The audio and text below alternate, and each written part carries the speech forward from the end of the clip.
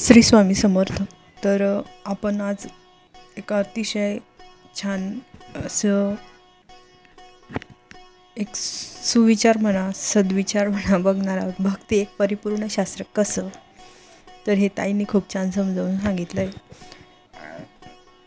भक्ती एक परिपूर्ण शास्त्र आहे हे अनेक उपासक लक्षात घेत नाहीत. त्यांच्या मताने त्यांना झेपेल व जशी जमेल तशी ते उपासना करतात. त्यामुळे उपासनेचे रूपांतर भक्तीत होऊन त्यांच्यापासून मिळणारा आनंद दूर राहतो. निर्भयता, तृप्ती, शांती इत्यादीचा अनुभव येत नाही. ह्यामुळे उपासनेला बहुतेक वेळा यांत्रिक कृतीचे किंवा कर्मकांडाचे स्वरूप येते. श्रावणापासून सुरू झालेल्या उपासनेची आत्मनिवेदन रूप भक्तीत जाणीवपूर्वक परिणिती झाली पाहिजे असा सहसा कोणाचा आग्रह नसतो. पण श्रवण करूनच आपण उपासनेची सुरुवात करावी. भावना व प्रेम दोन भक्तीचे आधार असून त्यांना शास्त्राच्या चोपटीत गोंडून ठेवणे व त्यातील कृत्रिमपणा गमावून बसणे काहींना रुचत नाही. अशा तऱ्हेची विधाने ऐकली किंवा वाचली तर प्रामाणिक साधकसुद्धा भक्तिशास्त्राकडे दुर्लक्ष करू शकतो. चौथं, देवावर माझे प्रेम आहे असे वाटणे व प्रत्यक्ष प्रेम असणे यात फार तफावत असू शकते. भक्तिशास्त्रात सांगितलेल्या प्रेमाच्या निकषावर स्वतःचे प्रेम घासून घ्यावयास नको का? मी देवाला शरणागत आहे असे समजणे व खरोखर शरणागत आहे यात प्रचंड अंतर असू शकते. पाचवं, प्रापंचिक अडचण, दुःखे, अपूर्णता, आशा आकांक्षांच्या यांच्या निमित्ताने सुरू झालेली उपासना या चक्रव्यूहात अडकून पडते. घरात परंपरेने चालत आलेल्या उपासना भयापोटीच चालू ठेवल्या जातात. पुण्यसंचय हाही उपासनेचा एक हेतू असू शकतो. सातवं, या सर्वांना भक्तिशास्त्राची जोड नसेल तर त्यांना प्रासंगिक उत्सवाचे व त्या निमित्ताने सर्व कुटुंब एकत्र आणण्याचे, जमवण्याचे स्वरूप येते. आठवं, भक्तीसाठी सर्व काही सोडावे लागते व असा त्याग केलेल्यांच्या कथा वाचून किंवा ऐकून असे आपल्याला जमेपर्यंत भक्ती करणे शक्य नाही असाही निर्णय होऊन जातो. भक्तीचा आचार्य असलेला महान भक्त श्री हनुमान अत्यंत क्रियाशील होता. खळे गांजीला ध्यान सोडून धावे असा त्याचा बाणा होता. समर्थ रामदास स्वामी हे महान रामभक्त पूर्णतः कृतिशील होते. महाभक्त नारदही देवकार्यासाठी त्रिभुवन संचार करत त्यांनी संतांनी समाजाच्या उत्थानासाठी कार्य केले हे का विसरावे? वस्तुत्याग व वस्तूचा संतत्याग, संगत्याग यातील फरक शास्त्राशिवाय कोण सांगणार बरे? देवावर सामान्य श्रद्धा असणे तोटके भांडवल भक्तीला पुरत नाही. सामान्य श्रद्धा, प्रेम, निष्ठा, अनन्यता, शरणागती हे ऐक्य असा प्रवास व्हावा लागतो. त्यासाठी उपासकाला दृश्य जगतातील अनावश्यक भावनिक गुंतवणूक काढून घ्यावी लागते. हे सांगण्यासाठी भक्तिशास्त्र मार्गदर्शन करते. प्रारब्ध ही जीवनसृष्टीचे नियम करणारी ईश्वरी योजना किंवा व्यवस्था आहे.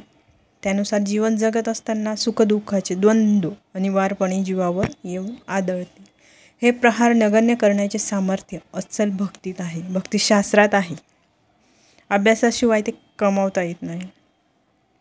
सगुणोपासना शक्तीची उपासना, ज्ञानोपासना फलतः एकाच उंचीवर साधकाला घेऊन जाते. त्यामुळे उपासना व परिणामता भक्ती हे साधन जराही कमी प्रतीचे नाही बरे का? ज्ञानी म्हणती स्वयं वित्ती, शैव म्हणती शक्ती, आम्ही ती येते पराभक्ती, आम्हीची म्हणू ज्ञानेश्वर महाराज म्हणतात. साधकाला हे भक्तिशास्त्राने लक्षात आणून दिले असता तो पूर्ण आत्मविश्वासाने भक्ती साधना करील. म्हणून फलस्वरूप असलेली भक्ती सर्वश्रेष्ठ साधन आहे असे नारदमुनी म्हणतात. सकामनेतून निष्कामता, सगुणाकडून निर्गुण, गौणीकडून परभक्तीचा प्रवास होणे भक्तीच्या यशासाठी अनिवार्य आहे. खोगीर, लगाम, रिकीब नसलेल्या भावनेच्या घोड्यावर स्वार होणारा सैरभैर पळतो. भक्तिशास्त्राने नियंत्रित भावना हमखास भक्तीकडे घेऊन जातो. त्या भावनेचे रूपांतर स्थिर भावात किंवा प्रेमात होते. प्रेम हा शब्द खूप व्यापक असून त्याला अनेक आयाम किंवा पैलू आहेत. भक्तीची सर्व मदार प्रेमावर असून महत् भाग्याशिवाय देवाविषयी प्रेम व नंतर देवाचे प्रेम लाभत नाही. संतांनी देवाकडे सतत प्रेमाची मागणी केली आहे. नाम, रूप, चरित्र, गुण, पराक्रम, भक्तवत्सलता, दया, कृपा देवांचे संदर्भातील या सर्व बाबींची भक्तांचे प्रेम विकसित होणे आवश्यक आहे. अगणित पूर्व सुकृत चालू जन्मात जाणीवपूर्वक केलेले अथक प्रयत्न यातून प्रेम निर्माण होणे खुलते व शेवटी ऐक्यात परिणित होते. स्मरण, दर्शनादिनी व सतत सहवासाने प्रेम वृद्धिंगत होते. भक्तांच्या सहवासात प्रेमाचे प्रवाह टिकून राहते. त्याची खोली वेग वाढून तो देवाच्या स्वरूप सागरापर्यंत पोचवतो. हीच आत्मनिवेदन भक्ती होय.